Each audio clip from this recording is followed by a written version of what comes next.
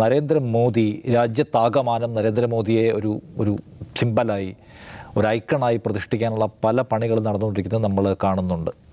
ഏറ്റവും അവസാനത്താണ് ഇപ്പോൾ എല്ലാ റേഷൻ കടകളിലും നരേന്ദ്രമോദിയുടെ ചിത്രമുള്ള ബോർഡ് വെക്കണം എന്ന് ഒരാവശ്യം കേന്ദ്ര സർക്കാരിൻ്റെ ഭക്ഷ്യ പൊതുവിതരണ വകുപ്പ് സംസ്ഥാനങ്ങളോട് ആവശ്യപ്പെട്ടിരിക്കുകയാണ്.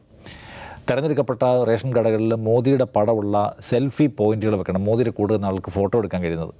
അവിടെ നിന്ന് കൊണ്ടുപോകുന്ന അരി കൊണ്ടുപോകുന്ന കവർ, നമ്മൾ പ്രൊവൈഡ് ചെയ്യുന്ന കവറിനകത്ത് നരേന്ദ്രമോദിയുടെ പടം അച്ചടിക്കണം തുടങ്ങിയിട്ടുള്ള ആവശ്യങ്ങൾ ഉന്നയിച്ചിരിക്കുകയാണ്.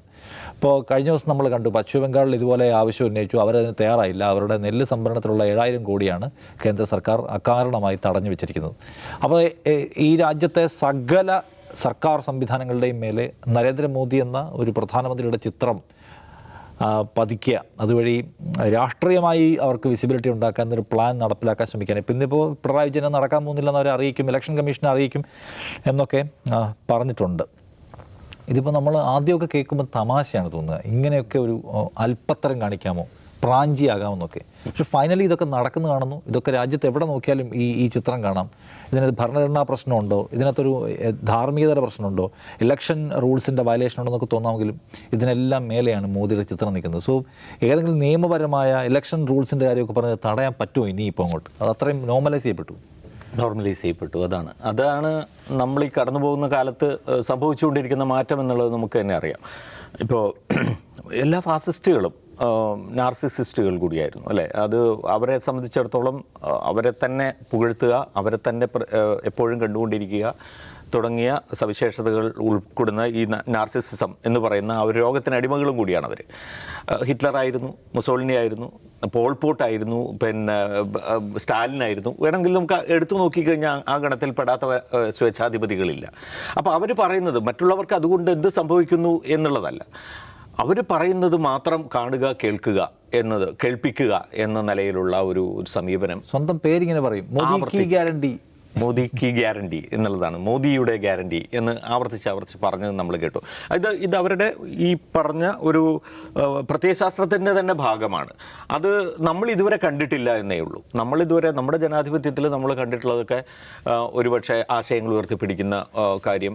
ഇപ്പോൾ ഒരു കാരണവശാലും എനിക്ക് നേരെ ഫോട്ടോ തിരിക്കരുതെന്ന് ആഗ്രഹിച്ചിരുന്ന ഗാന്ധിജിയുടെ സമീപനം, ഉപ്പ് കുറുക്കുന്ന സന്ദർഭത്തിൽ മാത്രം ഉപ്പ് പോയി ആ സമയത്ത് ഫോട്ടോഗ്രാഫർമാരുണ്ടായിരുന്നില്ല. പിന്നീട് ആ ഒരു സന്ദർഭം ചരിത്രത്തിൽ രേഖപ്പെടുത്തണം എന്ന ഒരു ഒറ്റ കാര്യത്തിന് വേണ്ടി മാത്രമായി ഉപ്പ് കുറുക്കുന്ന പോലെ ഒന്ന് എടുത്തു കാണിച്ച ഗാന്ധിജിയുടെ ചിത്രമാണ് നമ്മളിന്നിപ്പോൾ കാണുന്നത്. അപ്പോൾ അതുപോലെ അത്രയധികം ഒരിക്കലും ഫോട്ടോഗ്രാഫ് ചെയ്യപ്പെടാൻ ആഗ്രഹിക്കാതിരുന്ന നമ്മുടെ ദേശീയ നേതാക്കളുടെ ഒരു പാരമ്പര്യമുണ്ടായിരുന്ന നമ്മുടെ പിന്നെ രാജ്യത്ത് ഇതുപോലെ ഒരു വ്യക്തിത്വം കടന്നു വരുമ്പോൾ നമുക്കത് ഭയങ്കരമായി ഒട്ടും തന്നെ നമുക്കതുമായിട്ട് പൊരുത്തപ്പെടാൻ കഴിയില്ല. പക്ഷേ ഇതൊരു യാഥാർത്ഥ്യമാണ്. ഈ യാഥാർത്ഥ്യമാണ് കഴിഞ്ഞ 10 വർഷമായി നമ്മൾ പിന്നെ വളരുന്നത് സൂക്ഷ്മമായ നിലയിൽ നമ്മൾ കണ്ടുകൊണ്ടിരുന്നു. അപ്പോൾ ഇപ്പോൾ സംഭവിക്കുന്നത് എന്താ? ഇതിനു വേണ്ടി നമ്മുടെ പൊതുഖജനാവിൽ നിന്ന് പണമിറക്കുകയാണ് കേന്ദ്ര സർക്കാർ. അതിനുവേണ്ടി പണമിറക്കുകയാണ്. അത് നമ്മൾ കാണേണ്ടതുണ്ട്. ഞാൻ കൊടുക്കുന്ന എൻ്റെ നികുതി പണം ഇതിനു വേണ്ടി ചെലവഴിക്കുന്നു, ഇദ്ദേഹത്തിൻ്റെ ഫോട്ടോ വെച്ചിട്ടുള്ള സെൽഫി പോയിൻറ്സും മറ്റുമൊക്കെ ഉണ്ടാക്കാൻ ചെലവഴിക്കുന്നു എന്ന് പറയുമ്പോൾ എനിക്കതിനകത്ത് ഭയങ്കരമായ രോഷമുണ്ട്. എനിക്കത് ഈ നാട്ടിൽ ഓരോ മനുഷ്യനും ഉണ്ടാകേണ്ടതാണ് എന്നാണ് ഞാൻ വിചാരിക്കുന്നത്. കാരണം 6,25,000 രൂപയാണ് പിന്നെ റെയിൽവേ സ്റ്റേഷനിൽ ഒരു സ്ഥിരം ഒരു പെർമനൻ്റ് ആയിട്ടുള്ള സെൽഫി പോയിന്റ് ഉണ്ടാക്കിയത്. ഒരു ടെമ്പററി സെൽഫി പോയിന്റിന് 1.25 ഉണ്ട് ലാക്സ്. അപ്പോൾ ഞാൻ പറഞ്ഞത് മൊത്തം നോക്കിക്കഴിഞ്ഞാൽ കോടിക്കണക്കിന് രൂപയുണ്ട് റെയിൽവേ സ്റ്റേഷനുകളിലെ ഇത്. പിന്നെ അത് കൂടാതെ റേഷൻ കടകളിൽ ഇപ്പോൾ പുതുതായിട്ട് ഈ നിർദ്ദേശം വന്നിരിക്കുന്നു. ഇത് എന്തുദ്ദേശിച്ചാണ് എന്ന് നമുക്ക് ആവാസ് യോജന വഴിയുള്ള ഒരു വീടിന് 1 ലക്ഷത്തിന് താഴെയുള്ളൂ. അതാണ് നോക്കണം. ഇത് 6,25,000 രൂപയാണ്. RTI വഴി വന്നിട്ടുള്ള വിവരമാണ്, സെൻട്രൽ റെയിൽവേയിൽ നിന്ന് വന്നിട്ടുള്ള വിവരമാണ്. സൗത്തിലും നോർത്തിലും ഒന്നും ആ വിവരം അന്വേഷിച്ചിട്ട് കിട്ടിയിട്ടില്ല എന്നാണ് ഞാൻ റിപ്പോർട്ടുകളിൽ കണ്ടത്. സെൻട്രൽ റെയിൽവേ സോണിൽ നിന്ന് വന്നതാണ്. അപ്പോൾ ഈ തുക കൊണ്ട് ഇങ്ങനെ അത് ഒന്നും ഒരു സെൽഫി പോയിന്റ് അല്ല. ഒരു റെയിൽവേ സ്റ്റേഷൻ ഇപ്പോൾ ഡൽഹി, അയോധ്യ തുടങ്ങിയ സ്ഥലങ്ങളിൽ 2-3 സെൽഫി പോയിന്റുകളാണ് സ്ഥാപിക്കുന്നത്. അപ്പോൾ എത്ര എണ്ണം വരാം? അപ്പോൾ ഈ തുകയൊക്കെ നമ്മൾ പാവപ്പെട്ടവൻ്റേത് ഉൾപ്പെടെയുള്ള ആളുകളുടെ നിസ്സാരമാണെങ്കിലും ആ തുക ഉൾപ്പെടെയുള്ള നികുതിപ്പണം ചെലവഴിക്കുന്ന വഴികളാണിത് എന്ന് നമ്മൾ കാണേണ്ടത്. ഇതുപോലും നമുക്കൊരു സാധാരണ മട്ടിൽ കാണേണ്ടി വരുന്ന ഒരു സാഹചര്യത്തിലാണ് ഒരുപക്ഷെ ഗവൺമെൻറ് ഈ തീരുമാനം എടുക്കുന്ന അസല തീരുമാനമാണ്, യാതൊരു സംശയമില്ല. അത് ഒരിക്കലും കേരളത്തിൽ നടപ്പാക്കില്ല എന്ന് മാത്രമല്ല, അതിനെതിരെ ഇലക്ഷൻ കമ്മീഷനെ സമീപിക്കും എന്നുള്ള തീരുമാനം വളരെ അസലാണ്. അത് ഇത്തരത്തിലുള്ള ഇതുകൊണ്ട് എന്തെങ്കിലും സംഭവിക്കും എന്നുള്ളതല്ല, പക്ഷെ നമുക്ക് കുറഞ്ഞെങ്കിലും നമ്മുടെ ഒരു ആത്മാഭിമാനം ഉണ്ടല്ലോ. മാത്രമല്ല FCI വഴി നമുക്ക് കിട്ടുന്ന അരി നമ്മൾ മാർക്കറ്റ് വില കൊടുത്ത് വാങ്ങുന്ന അരിയാണല്ലോ. ആ അരി നമ്മളുടെ പബ്ലിക് ഡിസ്ട്രിബ്യൂഷൻ ഇതുവഴി നമ്മൾ വിതരണം ചെയ്യുന്നു. അതിനിടയിൽ പാരലായിട്ട് ഭാരത് അരി എന്നും പറഞ്ഞ ഒരു അരി കൊണ്ടുവരുന്നു. അത് ഉണ്ടാക്കുന്ന പ്രശ്നങ്ങൾ, അത് നമ്മുടെ സംവിധാനത്തെ അട്ടിമറിക്കാൻ വേണ്ടിയിട്ടുള്ള ഒരു ശ്രമമായി മാറുന്നു. അത് ആർക്ക് കിട്ടുന്നു ആർക്ക് കിട്ടുന്നില്ല എന്നുള്ള കാര്യത്തിൽ നിന്നും ഒരു കണക്ക് വയ്ക്കാനും ഉള്ള സാഹചര്യം ഉണ്ടാകുന്നില്ല. അപ്പോൾ മൊത്തത്തിൽ അത് ഫെഡറലിസത്തിന് തന്നെ, ഇപ്പോൾ ഈ നിർദ്ദേശം ഉൾപ്പെടെയുള്ള കാര്യങ്ങൾ ഫെഡറൽ മര്യാദകൾക്ക് എതിരാണ്. ഇതൊരു കാരണവശാലും അംഗീകരിക്കാൻ കഴിയാത്ത കാര്യം. ഓക്കെ, അല്ല അജിംസിനകത്തൊരു പ്രശ്നങ്ങൾ പലതുണ്ട്. ഇപ്പോൾ സ്റ്റേറ്റ് ഓട്ടോണമി എന്ന പ്രശ്നമുണ്ട്, അല്ലെങ്കിൽ എന്താ പറയുക ധാർമ്മികത എന്നൊരു സംഗതിയുണ്ട്. എത്രയോ പ്രധാനമന്ത്രിമാർക്കിടയിലെ ഒരു പ്രധാനമന്ത്രി പദം അതിനെ ഇങ്ങനെ ദീർഘകാലത്തേക്ക് മുദ്ര പതിപ്പിക്കുന്നതിൻ്റെ പ്രശ്നമുണ്ട്. അതൊക്കെ പ്രശ്നമായിട്ട് ഉന്നയിക്കുമ്പോൾ തന്നെ അവരുടെ സ്ട്രാറ്റജി ആൻഡ് അവരുടെ പ്രോജക്റ്റിനെ കുറിച്ച് എന്താ തോന്നുന്നത്? മോദിയെ BJPയെ ഇങ്ങനെ ബ്രാൻഡ് ചെയ്യുക, പുതിയ ഒരു ഭാരതം, ഈ മോദിയിൽ നിന്നാണ് തുടങ്ങിയത് ഇന്ത്യ എന്ന സംഗതി പ്രചരിപ്പിക്കുന്നതിൽ എന്തുമാത്രം സക്സസ്ഫുൾ ആയിട്ടുണ്ട് അവർ? അല്ല, ഈ വിഷയത്തിൽ എതിർപ്പ് ഉയർന്ന ഒരേ ഒരു സംസ്ഥാനം കേരളമാണല്ലോ.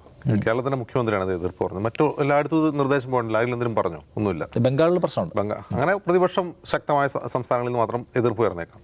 ഇന്ത്യയുടെ ഒരു സൈക്ക് ഈ പറയുന്ന ഫാഷിസത്തിന്, അതായത് ഒരു കരുത്തനായ ഒരൊറ്റ ലീഡർ എന്ന ആ ഒരു സങ്കല്പത്തിന് അനുകൂലമാണ് ഇന്ത്യയുടെ സൈക്ക്. അത് ഇന്ത്യ അടിയന്തരാവസ്ഥ ആണെങ്കിലും ഇപ്പോൾ അതിന് മുമ്പാണെങ്കിലും ഇപ്പോൾ ഇന്ദിര എന്നാൽ ഇന്ത്യയാണ്, അങ്ങനെയാണല്ലോ. ഇന്ദിരാഗാന്ധി എങ്ങനെയാണ് ആ സൈക്ക് പഠിച്ചത്? ഇന്ദിര അത് കറക്റ്റായിട്ട് മാർക്കറ്റ് ചെയ്തതാണ്. അതിൽ നിന്ന് ഇന്ദിരാഗാന്ധിയുടെ ഭരണം അതേപടി കുറേ കൂടി തീവ്രമായി ഫാഷിസ്റ്റ് രൂപത്തിൽ കോപ്പി അടിക്കുകയാണ് ചെയ്യുന്നത്. ഇവിടെ മോദിക്കറിയാം എങ്ങനെ ഇന്ത്യക്കാരുടെ മനസ്സിൽ നിലനിൽക്കാം എന്ന് മോദിക്ക് നേട്ടം. പ്രചാരണപരമായ തന്ത്രങ്ങളിലൂടെ മോദ് കാ സോദാഗർ എന്ന് സോണിയാഗാന്ധി വിളിച്ച പ്രധാനമന്ത്രി നരേന്ദ്രമോദി വളരെ പെട്ടെന്ന് പ്രധാനമന്ത്രി സ്ഥാനാർത്ഥിയായല്ലോ. മോദിയാണ് പ്രധാനമന്ത്രി സ്ഥാനാർത്ഥി എന്ന് BJP പ്രഖ്യാപിക്കുമ്പോൾ രാജ്യത്തുണ്ടായ ഞെട്ടൽ നിങ്ങൾ ഓർമ്മയുണ്ടാവും. ആളുകൾ ഞെട്ടുവാണ്. നിതീഷ് കുമാർ പിന്മാറിയില്ലേ? മോദി പ്രധാനമന്ത്രി സ്ഥാനാർത്ഥി ഞെട്ടി. ലോകം മുഴുവൻ ഞെട്ടി. ആ ഞെട്ടലിൽ നിന്ന് എങ്ങനെയാണ് അവർ പബ്ലിക് റിലേഷൻ വർക്ക് വഴി മോദിയെ ഒരു കരുത്തനായ അയൺമാനായിട്ട് നിർമ്മിച്ചെടുത്തത്, ആ പ്രതീതി സൃഷ്ടിച്ചതെന്ന് നമുക്ക് പറയാം.